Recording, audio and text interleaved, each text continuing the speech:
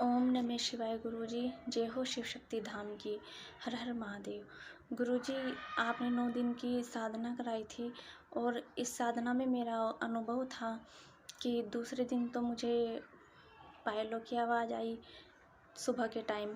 तो मुझे ऐसा आभास हुआ कि माता ही है। और फिर मुझे मतलब कि एक जैसे एनर्जी पॉजिटिव शक्ति होती है ना, ऐसे मतलब कि मुझे आभास हुआ। और मतलब मैं मंदिर में बैठी थी तब भी मुझे माता की मूर्ति में ऐसे दिखाई दिया कि जैसे साक्षात माता बैठी हुई हैं मूर्ति के अंदर।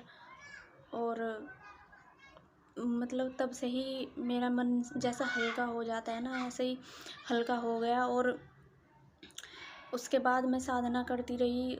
जब 9वां दिन आया तो मैं अपनी ड्यूटी से वापस आ रही थी। रास्ते में तो वहाँ पे कोई आता जाता नहीं है इतना उस रास्ते से। तो मुझे ना उस रास्ते से एक महात्मा दिखाई दिए।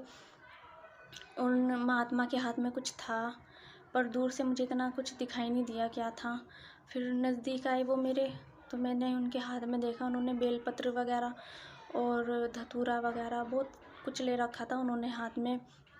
और रुद्राक्ष भी पहन रखी थी उन्होंने गुरुजी। और भगवा रंग के कपड़े डाल रखे थे, पगड़ी पहन रखी थी और भगवा रंग की ही जैकेट डाल रखी थी उन्होंने एक।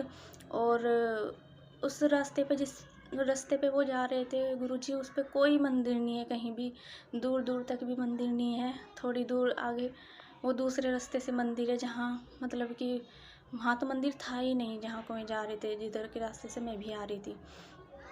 तो मुझे ऐसा लगा कि मैं पीछे मुड़ के इनको प्रणाम करूं। तो जब जैसे ही पीछे मुड़ी मैं, तो मुझे जैसे ही गुरुजी मैं पीछे मुड़कर देखने लगी उनको प्रणाम करने के लिए, तो मुझे वो कहीं से कहीं तक भी दिखाई नहीं दिए। 2 मिनट के अंदर ही वो गायब हो गए। मुझे नहीं पता गुरुजी वो कहाँ गए। मैंने उनको बहुत दूर तक देखा पर वो मुझे कहीं दिखाई नहीं दिए। और 2 मिनट के अंदर कहाँ ही जाएंगे बताओ।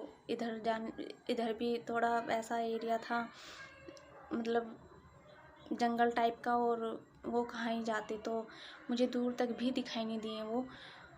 और तब से ही मतलब मुझे लग रहा है कि या तो भगवान शिव होंगे या फिर सिद्ध गुरु गोरखनाथ जी होंगे।